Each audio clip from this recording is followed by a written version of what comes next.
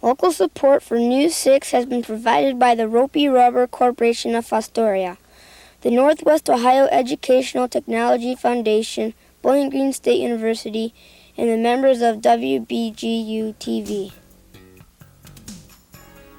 Hi!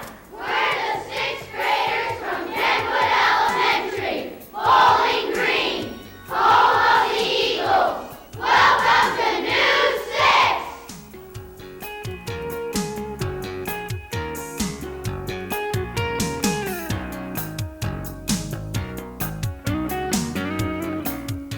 Hi, I'm Jason Graver from Kenwood Elementary, Bowling Green. Welcome to News 6. We have Heather Butler in the studio with our first story. Thank you, Jason. Today we take you down Wingston Road in Bowling Green to Mr. Apple's farm, which is alive with buffalo as livestock. We found that the buffaloes are actually bison and called buffaloes only as a nickname. How did you get interested in raising buffaloes? On a vacation several years ago, we visited parks with several herds of them, and we got interested in maybe possibly acquiring some sometime in the future, which we did 5 years later. Where do you get your buffaloes from? We acquired our first ones at an auction in southern Indiana, and since then we've hauled out of the state of South Dakota, Minnesota, and Iowa, and have delivered them as far east as Washington, D.C. What do your buffaloes eat, and what else do you have to do to take care of them? That'd be something that'd be interesting, that people know that these are not really buffalo. Their true name is the bison. And we feed them hay, corn fodder, and a complete pelleted feed that we buy from a feed company, and we let them have access to a mineral salt block. And as far as care, we try to feed and water them and leave them alone as much as possible. Are there any laws protecting your buffalo? At the present time, there's no laws protecting because the numbers are around 100,000 in North America. Back at the turn of the century, there was about 500 is all that was left.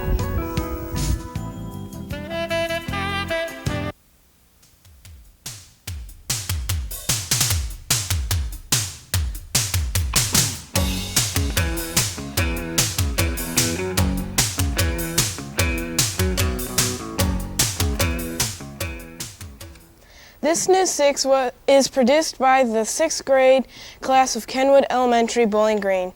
Bowling Green is located in Wood County, which is the northern part of the WBGU-TV coverage area. It has a population of 28,000 and was founded in 1834. Mrs. Daniels, a 2nd grade teacher at our school, has some very interesting school pets. We used to enjoy her pets in school, but in producing the show, we found out just how much care goes into maintaining her saltwater aquarium. How did you get interested in keeping saltwater animals? Well, it's kind of a long story, but back in the summer of '88, I read a newspaper article where Cindy Grote had written a Science Foundation grant and was receiving all of this money for teachers to come back to school and learn about marine biology. And it sounded like a lot of fun, and it offered a lot of benefits. I would receive 11 hours of graduate credit. I would go to Florida for over a week. I would be given a $1,000 stipend, and I would be given all of the things needed to set up my saltwater aquarium here in the room. Where do you get your animals from? The ones I had in the tank originally came from Florida. I traveled there last summer and brought them back. I have purchased a couple new ones from a pet store in Toledo. They have to be fed ocean food, so I usually go to the fish market at Kroger's or Food Town and buy cod, shrimp, scallops, and anything that's saltwater. Does your class enjoy your sea animals? Yes, they like to sit over here and watch the animals. They've written a lot of stories about the animals. We've had some really interesting things happen. We had a Bo Gregory that was real aggressive and killed off the other fish. So they wrote a story called The Killer Bo Gregory. Why did you put the styrofoam up? I have to put styrofoam around the entire tank on the weekends because the room temperature drops to below 50 in here, and the aquarium heaters cannot keep the water that warm. So with the styrofoam, we're able to maintain the water temperature that's needed for the fish.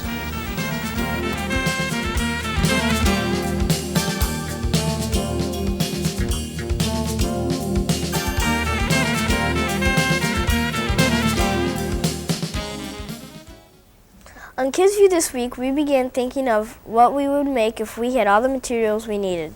We asked a few of our classmates about the response to this and got some interesting ideas going. Hi, this is Travis Beckstein for today's Kids View question. Today's Kids View question is, if you had all the materials you needed, what would you make? Corey, what would you make? Houses for the homeless. Allison? A medicine that cured all diseases. Stacy? I'd make shelters for the homeless. Thank you. This is Travis signing off for Kids View.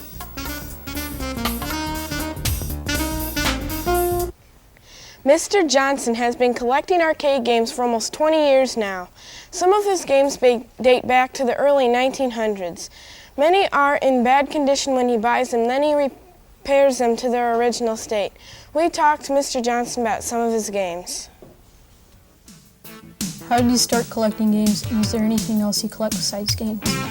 About 18 or 20 years ago, we started looking for something for our retirement, and we found a slot machine, a very old one, and we've been looking for other type of coin-operated things ever since. Where and in what sort of conditions do you find the games? These we got from an auction, and we find them in very rough condition. As an example, we find the digger with very rough shape. It's a lot of holes in it and needs repainting, restored, re-chromed.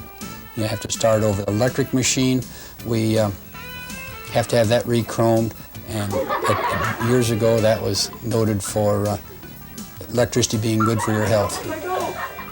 This arcade game is so old that there's no blueprints on it, and I write to the patent office in Washington, D.C. and get the directions how to work on it and repair them. That would be the only way we could get them restored.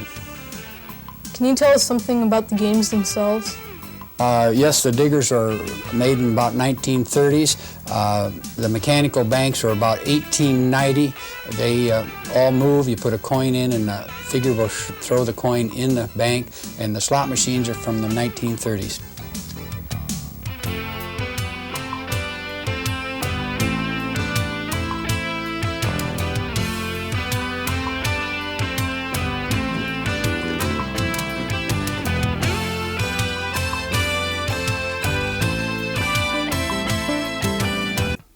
Bye for now from Kenwood Elementary. See you next week with the 6th graders from Holmes Elementary, Fostoria.